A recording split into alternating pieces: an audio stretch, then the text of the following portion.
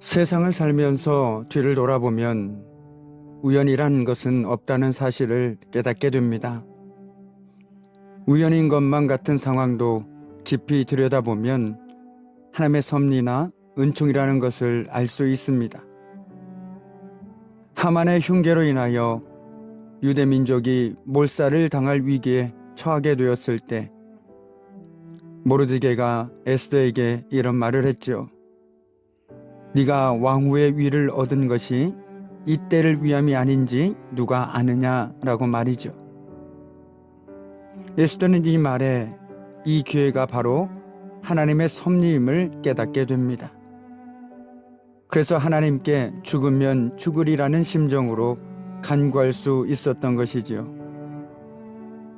오늘 하나님의 섭리는 왕의 잠 못 드는 밤을 통해 시작됩니다.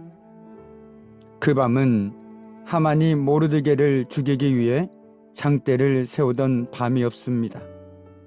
바로 그 밤 왕은 역대 일기를 가져오게 했습니다. 그리고 우연히 손에 잡아들게 된 그 책이 이스라엘 민족 전체를 살리는 역사적 계기가 되었습니다.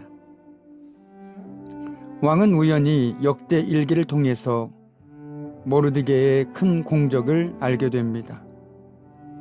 마침 그때에 하만이 궁전뜰에 와 있었습니다. 왕에게 연속해서 일어나는 일들을 통해 가장 정확한 타이밍을 이어가시는 하나님의 놀라운 섭리를 다시 한번 깨닫게 됩니다. 모르드게의 공이 덮여 있다가 이제야 알게 된 것도 놀라운 섭리가 아닐 수 없습니다. 이처럼 하나님은 정확한 때, 정확한 하나님의 시간에 왕에게 모르드게를 생각나게 해주시고 상을 허락하셨습니다. 인생을 살아가면서 우리를 무척 힘들게 만드는 건 저렇게 악한 인간에게 심판이 임했으면 좋겠는데 하나님이 침묵하시는 겁니다. 우리는 하나님의 침묵을 견디는 것이 때론 쉽지 않음을 경험하곤 하지요. 하만의 음모가 착착 진행되는 순간에도 하나님은 침묵하시는 것 같았습니다. 그러나 에스더의 잔치에 왕이 나왔을 때 때는 무르익고 있었습니다.